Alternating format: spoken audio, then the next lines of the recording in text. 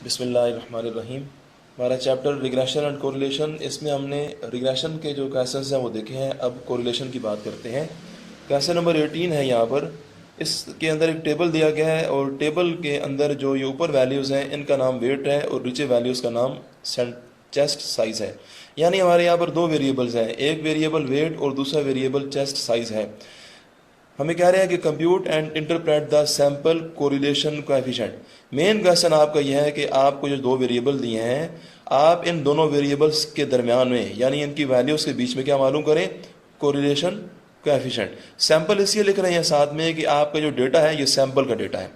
नीचे भी क्वेश्चन है, आगे भी जो क्वेश्चन आएंगे या इस चैप्टर में जितने क्वेश्चन हैं वो सारे जो क्वेश्चन हैं उनमें डेटा जो आपको देते हैं वो सैम्पल डेटा ही होता है। तो साथ में सैंपल लिखें या ना लिखें, मेन आपकी चीज़ है कोरिलेशन कोएफिशिएंट आपने मालूम करनी है इन दोनों वेरिएबल्स के दरमियान में। मैंने ये लिखा क्वेश्चन नंबर 18 में, ये वेट और चेस्ट साइज़ हैं, ये इनकी वैल्यूज़ लिखी। अब आपने इन दोनों में वेरिएबल्स को एक्स और वाई के नाम देने हैं। यहाँ कोई पाबंदी नहीं है, आप वेट और चेस्ट में से जिसको मर्जी है एक्स कहें, जिसको मर्जी है वाई कहिए। मैंने अभी वेट को एक्स कहा है और चेस्ट को वाई का नाम दिया। नाम बहरहाल आपको एक्स वाई के देना पड़ेंगे। उसके बाद जी जो हमसे क्वेश्चन किया गया था कोरिलेशन कोएफिशिएंट, तो मैंने उसको लिखा है कोएफिशिएंट ऑफ कोरिलेशन। तो कोएफिशिएंट ऑफ कोरिलेशन लिखें या कोरिलेशन कोएफिशिएंट, ये दोनों का एक ही मतलब है। कोरिलेशन कोएफिशिएंट की जो नोटेशन है वो स्मॉल आर है।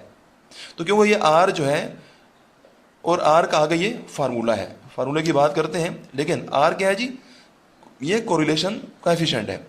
ये किसकी कोरिलेशन है, इन दो वेरिएबल की, यानी एक्स और वाई के दरमियान में कोरिलेशन है। तो आप आर लिखें या आर एक्स वाई या आर वाई एक्स, ये तीनों एक ही बात है। आर एक्स वाई और आर वाई एक्स, लेकिन एक्स वाई जो है ये आर की सब स्क्रिप्ट के अंदर लिखे हुए हैं। तो ये तीनों एक ही बात होते हैं। आपकी मर्जी है सिर्फ आर लिख दें, आपकी मर्जी है आर एक्स वाई लिख दें, आर वाई एक्स लिख दें, कोई एक इन तीनों में से यहाँ पर लिख दीजिए। बहरहाल मैंने तीनों इकट्ठे लिख दिए हैं ताकि हमारा ज़रा अच्छा हो जाए। फार्मूला में ये ऊपर की टर्म सेम है, ये वही टर्म है जो आपने रिग्रेशन में बी के फार्मूला में यूज़ की थी। नीचे की जो टर्म है ये आप देख लीजिए इसको।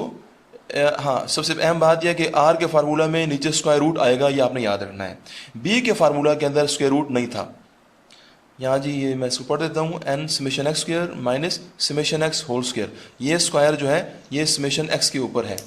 इसी तरह से आगे फिर आ रहा है जी ये ब्रैकेट है दोनों और फिर नई ब्रैकेट्स हैं।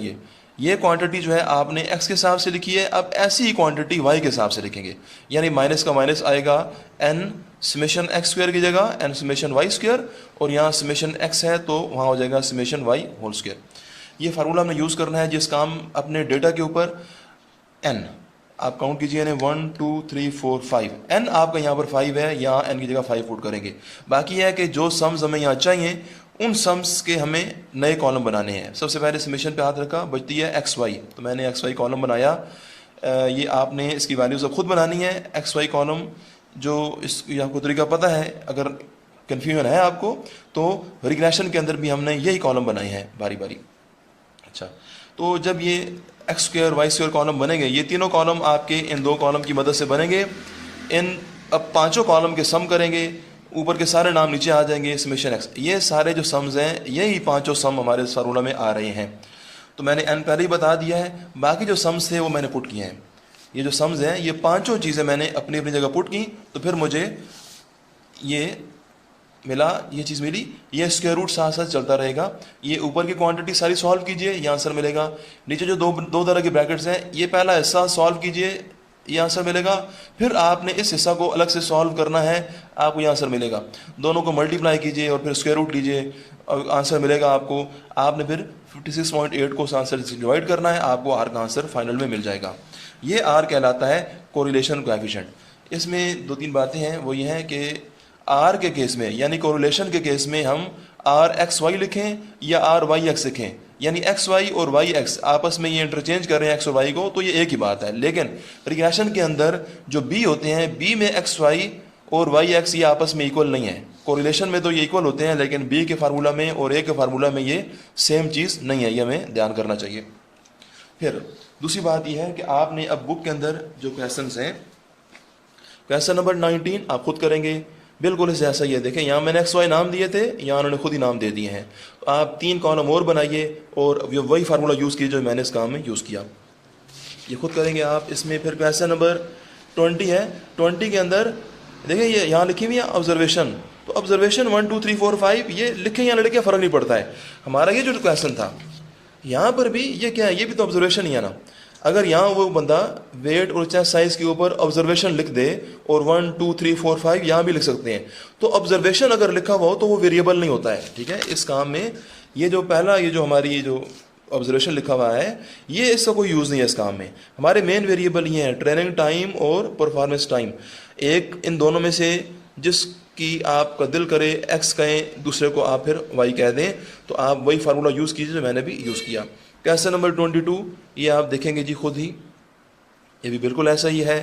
बीच में क्वेश्चन नंबर 21 ऐसे बात कर लेते हैं। यहाँ उन्होंने एक नया काम किया है कि एक्स वाई तो दिए हैं वेरिएबल, साथ में जेड वेरिएबल भी दे दिया, यानी यहाँ पर आपके 3 वेरिएबल हैं। तो हमसे एक क्वेश्चन कर रहे हैं calculate correlation coefficient between X Y. पहला काम कीजिए कि कोरिलेशन एक्स और वाई के बीच में मालूम कीजिए। तो एक्स वाई तो अभी मैंने किया है, ये दोबारा दिखा देता हूँ कि मैंने भी नाम एक्स वाई रखे थे और ये फार्मूला आपने इन 3 नाम के कॉलम इस टेबल को दोबारा वर्टिकल फॉर्म में बनाइए और 3 कॉलम और बनाइए एक्स और वाई इन 2 कॉलम की मदद से। उन कॉलम के सम कीजिए, इन दोनों के भी सम कीजिए, यहाँ पुट करें, आपको आंसर मिल जाएगा। नई बात इसमें यह है, हमें कह रहे हैं कि and correlation coefficient between x and Z. फिर एक्स कॉलम और ये नीचे जेड कॉलम, ये एक्स वेरिएबल और जेड वेरिएबल के बीच में भी आप कोरिलेशन मालूम कीजिए। तो भाई अगर एक्स और वाई के बीच में कोरिलेशन का फार्मूला आप यूँ लिख सकते हैं, अगर आप एक कॉलम के नाम एक्स और वाई हो तो फार्मूला ये है। लेकिन अगर मैं खुद इसी काम में एक्स नाम देता और वाई की जगह मैं यहाँ पर जेड लिख दूँ, ये मेरी मर्जी है, मैं इसको जेड नाम दे दूँ, अभी तो नाम बुक वाले नहीं लिखे थे, तो मैं यहाँ वाई की जगह जेड भी लिख सकता हूँ। अगर मैं यहाँ जेड यूज़ करता तो फिर मैंने ये करना था कि इसी फार्मूला में मैं एक्स तो मैं यूज़ कर रहा होता तो एक्स ही लिखता, लेकिन वाई की जगह फिर मैं यहाँ पर जेड और यहाँ भी जेड लिखता, और इस सारे फार्मूला में भी जहाँ जहाँ वाई आ रही है वहाँ पर मैं जेड लिख देता। तो मैंने ये बहरहाल दोबारा ये किया है कि आर एक्स जेड या आर जेड एक्स। देखें अगर आर एक्स वाई और आर वाई एक्स एक ही है ना, तो फिर आर एक्स जेड और जेड एक्स ये भी सेम है। हमारा एक वेरिएबल एक्स है, दूसरा वेरिएबल जेड है। फार्मूला मैंने बाहर दोबारा लिख दिया है। मैंने ये फार्मूला कहाँ से बनाया है, इसी फार्मूला से। आपने मेन इस फार्मूला को याद करना है, इसी को देखकर ये बनाएंगे। करना ये होगा कि जब आर के साथ एक्स वाई होते हैं तो फार्मूला ये है, जब आर के साथ एक्स जेड होंगे तो इसको देखकर आप बनाएंगे। देखिए एक्स है, यहाँ भी एक्स मौजूद है, यानी एक्स एक वेरिएबल एक्स दोनों में सेम है। तो इस फार्मूले में जहाँ एक्स आ रही है उसको आपने नहीं छेड़ना है, उसको आप ऐसे ही लिखेंगे। लेकिन वाई की जगह पर यहाँ हम जेड यूज़ कर रहे हैं, तो इस फार्मूले में जहाँ वाई आ रही है उस सारे वाई की जगह पर आपने यहाँ जेड लिख दिया, तो आपका आर एक्स वाई का फार्मूला आर जेड एक्स में या एक्स जेड में कन्वर्ट हो गया। इसी तरह से मैं इस काम में यू और वी नाम भी दे सकता था। एक्स वाई की जगह पर यू और इसको वी नाम दे दूं तो फिर क्या होगा, इसी सारे फार्मूला में मैं यहाँ पर जहाँ एक्स आ रही है वहाँ यू, वाई की जगह वी लिख दूंगा पूरे फार्मूला में। तो हमारा जो जो जो कोरिलेशन कोएफिशिएंट एक्स वाई के बीच में है वही आर यू वी के बीच में भी मैं बना सकता हूँ। यानी वेरिएबल ये कॉलम के नाम बदलने से मसला नहीं है, हमारे फार्मूला का स्ट्रक्चर जो है वो सेम होना चाहिए। स्ट्रक्चर से मुराद ये है कि ये ऊपर का माइनस, ये 2 माइनस, ये ऐसे ही आने चाहिए, ये माइनस माइनस, स्क्वायर रूट ये आनी चाहिए, बाकी एन समेशन आने चाहिए। मतलब एक्स और वाई की जगह पर नए वेरिएबल्स के नाम आप यूज़ कर सकते हैं।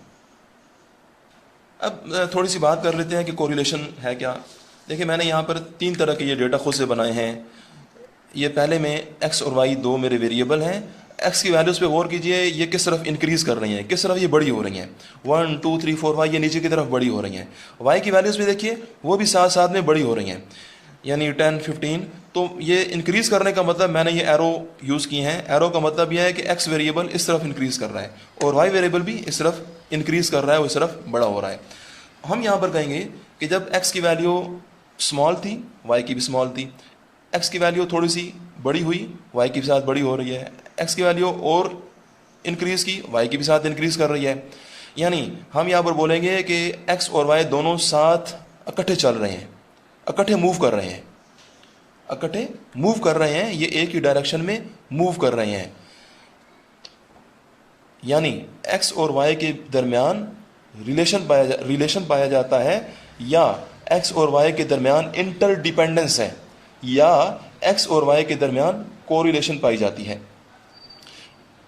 एक्स और वाई इकट्ठे इंक्रीज करना, ये रियल लाइफ में कोई एग्जांपल इस तरह की वो ये है कि मिसाल के तौर पर जब हमें पता है कि जब एक लोहे की रॉड हो हमारे पास, हम उसका टेम्परेचर अगर बढ़ाएं, हीट बढ़ाएं, उसमें टेम्परेचर इंक्रीज़ करें, अगर उसके ऊपर उसकी हीट को आप उसका इंक्रीज़ करें, तो उसके बारे में ये कहा जाता है कि जब जब दर्जा हरारत बढ़ता है, टेम्परेचर बढ़ता है, तो लेंथ उसकी जो होती है, लंबाई, वो बढ़ती है।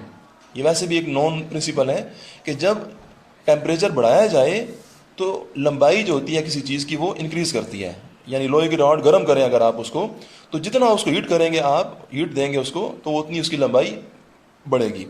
तो इसमें मैं ये कहूँगा कि x अगर हमारा हीट है या टेम्परेचर है और y लेंथ है, तो जब जब x की वैल्यू इंक्रीज़ करते हैं, यानी हीट इंक्रीज़ करते हैं, टेम्परेचर इंक्रीज़ करते हैं, तो y यानी लेंथ वो भी साथ इंक्रीज़ करती है। तो इंक्रीज़ जिस तरह ये दोनों इकट्ठे इंक्रीज़ कर रहे हैं, तो ये मैंने आपको रियल लाइफ में एक मिसाल दी है। तो उधर कहेंगे कि उन दोनों चीज़ों में, यानी टेम्परेचर में और लेंथ में कोरिलेशन पाई जाती है। अच्छा, अब जब दो वेरिएबल इकट्ठे इंक्रीज़ कर रहे हों, तो आप इनका ग्राफ प्लॉट बना सकते हैं। एक्स एक्सिस के ऊपर एक्स वेरिएबल, वाई के ऊपर वाई को प्लॉट कर सकते हैं। ये 110 पेयर प्लॉट करेंगे अगर किया जाए, तो करना नहीं हमने। 215 को प्लॉट किया जाए, 390 को प्लॉट करें, तो पॉइंट्स लगते हैं। ये जो पॉइंट्स, अगर ये पॉइंट्स एक ख़ास डायरेक्शन में जा रहे हों, यानी इनकी कोई डायरेक्शन बनती हो, तो फिर ये कहा जाता है कि एक्स और वाई के दरमियान ताल्लुक है, यानी इनके दरमियान कोरिलेशन पाई जाती है। लेकिन मैंने दरमियान में एक डेटा लिया है, यहाँ पर देखिए एक्स की वैल्यूज़ तो इंक्रीज़ कर रही हैं, 1 2 3 4 इनकी एक डायरेक्शन है, लेकिन वाई की वैल्यूज़ इनकी कोई डायरेक्शन नहीं है। ये 20 से 10, ये पहले 20 था, ये छोटी वैल्यू आई, फिर बड़ी आ गई, फिर छोटी, फिर बड़ी, कोई इनकी डायरेक्शन नहीं है। यानी एक वेरिएबल तो मूव कर रहा है, लेकिन साथ जो दूसरा वेरिएबल है उसका कोई इनका ताल्लुक नहीं है आपस में। जिस तरह यहाँ पर इनकी इंटरडिपेंडेंस थी, स्मॉल पे स्मॉल, लार्ज पे लार्ज, यहाँ वो नहीं है इसमें। तो यहाँ पर कहेंगे कि इसमें नो कोरिलेशन, एक्स और वाई में कोरिलेशन नहीं है, या बहुत वीक है, यानी बहुत थोड़ी कोरिलेशन है यहाँ पर, ये कह सकते हैं। तो इसके अगर आप ग्राफ प्लॉट करेंगे तो इनके पॉइंट्स इस तरह के लगेंगे, जिनकी इस तरह की था कि ये डायरेक्शन है इनकी, यहाँ पर कोई डायरेक्शन नहीं है। ये मतलब लाइन कहाँ से गुजारेंगे, इनमें तो पॉइंट्स के बीच में से लाइन, यानी पॉइंट एक्सीड में जा रहे थे, लाइन गुजार ली, यहाँ पर कोई डायरेक्शन नहीं है इसकी। तो इस केस में कहते हैं नो कोरिलेशन। फिर एक और केस है हमारे पास, एक्स वेरिएबल की वैल्यूज इंक्रीज कर रही हों, लेकिन वाई के साथ इंक्रीज ना करें। जैसा ये केस था, ऐसा नहीं, बल्कि इसका उल्ट काम हो जाए, एक्स की वैल्यूज तो बड़ी हो रही हों, लेकिन वाई की वैल्यूज साथ साथ बड़ी ना हो रही हों, बल्कि वो छोटा होना शुरू हो जाए। तो एक्स की वैल्यूज 1 2 3 4 5 नीचे की तरफ बड़ी हो रही हैं, लेकिन वाई की वैल्यूज नीचे बड़ी नहीं हो रही हैं, बल्कि नीचे से ऊपर की तरफ बड़ी हो रही हैं। तो मैंने एक्स की वैल्यूज जिस तरफ बड़ी हो रही थी एरो लगा दिया, और वाई की वैल्यूज ऊपर की तरफ बड़ी हो रही हैं, लिहाजा मैंने एरो इस बार उसको चेंज कर दिया। यहाँ पर कहेंगे कि यहाँ पर भी डेटा की वैल्यूज में ताल्लुक है, आपस में ताल्लुक है इनके अंदर, लेकिन यानी इंटरडिपेंडेंस है इनमें, लेकिन वो अपोजिट है, यानी वो नेगेटिव है। यहाँ पर बोलेंगे कि इन दो वेरिएबल में जो कोरिलेशन है वो नेगेटिव कोरिलेशन है, जबकि यहाँ पर जो कोरिलेशन है वो पॉजिटिव कोरिलेशन है। इसका जो ग्राफ होगा उसकी डायरेक्शन ये ऊपर से नीचे की तरफ होगा। अगर इनमें कोरिलेशन पाई जाती है तो पॉइंट्स फिर भी एक लाइन के आसपास ही आएंगे, ठीक है। तो जिस डेटा के पॉइंट्स लाइन के आसपास आए, वहां पर हम कहते हैं कि कोरिलेशन भी है, और कोरिलेशन लीनियर कोरिलेशन है। यानी इधर भी लीनियर कोरिलेशन मैंने मिसाल दी है, यहाँ भी लीनियर, यानी जब पॉइंट्स की डायरेक्शन सीधी लाइन की हो तो लीनियर है। बाज़ औक़ात ये होता है कि पॉइंट्स की डायरेक्शन तो होती है, मैंने इस पॉइंट यूं इस तरह के लगाए, पॉइंट्स की डायरेक्शन है, लेकिन ये सीधी लाइन नहीं है, बल्कि ये कोई और कर्व है। तो यहाँ पर भी कहेंगे कि एक्स और वाई में कोरिलेशन है, रिलेशन इनका है, लेकिन वो लीनियर नहीं है, बल्कि नॉन लीनियर रिलेशन है। फिर यह जी कि आर का जो आंसर है, हमारे इस फार्मूला में जो आर का आंसर आता है वो हमेशा याद रखिए -1 और +1 के बीच में आता है। +1 यानी प्लस का आंसर इस केस में आएगा जब दोनों वेरिएबल इकट्ठे मूव कर रहे हों, और माइनस का आंसर इस केस में आएगा। और इस केस में जहां नो कोरिलेशन होगी वहां पर आर का आंसर 0 आएगा। 0 कौन सा नंबर है, वो -1 और +1 के बिल्कुल दरमियान में होता है। अच्छा, +1 के करीब अगर आपका आंसर आ रहा हो तो आप वर्डिंग ये लिख लीजिए, अगर हमारा आंसर +1 के करीब आए, यानी हमारा ये जो केस था, ये 0.85 ये प्लस का नंबर है और ये 0.85 ये +1 के करीब है, तो हम बोलेंगे इस केस में इंटरप्रिटेशन आप जो कही गई है हमें, उसमें आप लिखेंगे कि क्योंकि ये आंसर हमारा +1 के करीब है, तो हम यहाँ पर कहेंगे there is a strong positive correlation, क्योंकि ये प्लस है तो पॉजिटिव कोरिलेशन है, और फिर ये +1 के करीब है तो इसे कहेंगे स्ट्रॉन्ग पॉजिटिव। लेकिन अगर यही आंसर होता साथ में माइनस का साइन होता, तो फिर माइनस अगर होता तो फिर तो इसके करीब होता, तो फिर आप कहते हैं there is strong negative correlation, ठीक है। और अगर आंसर हमारा 0 आ जाए या 0 के करीब आए तो फिर कहेंगे कि कोरिलेशन इज वीक, यानी कमजोर कोरिलेशन है। तो नेक्स्ट हम बाद में देखेंगे। अल्लाह हाफ़िज़।